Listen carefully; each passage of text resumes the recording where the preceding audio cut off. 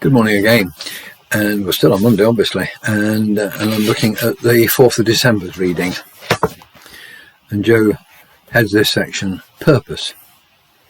God blessed them and said to them, "Be fruitful and increase in number, fill the earth and subdue it, rule over the fish in the sea and the birds in the sky, over everything living, creature that moves on the ground." Then God said, "I give you every seed-bearing plant on the face of the whole earth, and every tree that has fruit and seed in it. They will be yours for food, and all the beasts of the earth, and all the birds of the sky, and all the creatures that move along the ground, everything that has breath and life in it. I give every green plant for food." And so it was.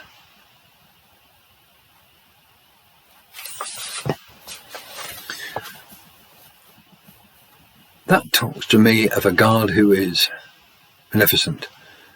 He wants to give us all we need. And the perfect garden and the perfect world that he set up was just that. Everything that mankind needed to live in terms of air and fresh air, clean air, food and drink were all provided. There was just one thing that they couldn't do, and that was to eat one particular fruit. But it was to happen later. Initially, everything was just right. And as I suggested in our earlier morning reading, the relationship between God and man was perfect. We get the impression they walked in the evening in the gardens, talking with each other and exchanging thoughts. Genesis tells us the purpose God gave us at the very beginning. He made a world, a beautiful, precious, complex ecosystem of land, water, air and plants and living things. Among the living things, one species was called out and granted special significance: human beings. And we were special because we had that inside us which related to God, the Spirit of God.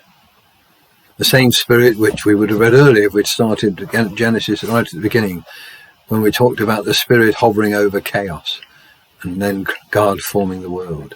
His Spirit was totally involved in that, the creation. And it's that same Spirit that he put into us when he breathed life into us. The word for breath is ruah, which is also translated as spirit. So God breathed into us the Spirit that would give us a perfect relationship with God. It's one that we would muck up at some point. But I like to just dwell perhaps what the earlier times in the garden were. It doesn't say the distance between God creating finish and then the devil coming in. We perhaps assume it's only days, but perhaps it was many, many years. And it was a time when God watched and delighted in his creation. Before he said when he'd made it, all was good. And that includes mankind, includes you and me. God made us part of his creation, and his creation was good. And therefore, we should be good also.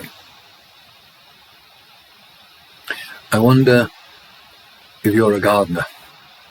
I pretend, I have to admit.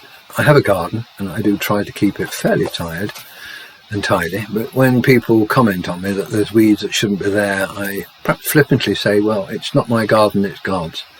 I just do as I can when I can and try to keep it tidy. And it's a let off, isn't it? It's just saying I let nature go wild. But actually sometimes when you let a garden go wild, you find little flowers, little sort of runners on the ground, and the flowers are very, very small, but if you have time and look at them, the detail is perfect. It's a little brownish leaf and a pink flower I get in my garden. I've no idea what it is. And those of you who are gardeners most probably do know, and most probably tell me it's a weed. But if you look at it, it's beautiful. The pink is such a delicate pink, and the golden brown of the leaves are beautiful too. And it reminds us that God created all things. I'm often reminded that the weed is a plant in the wrong place.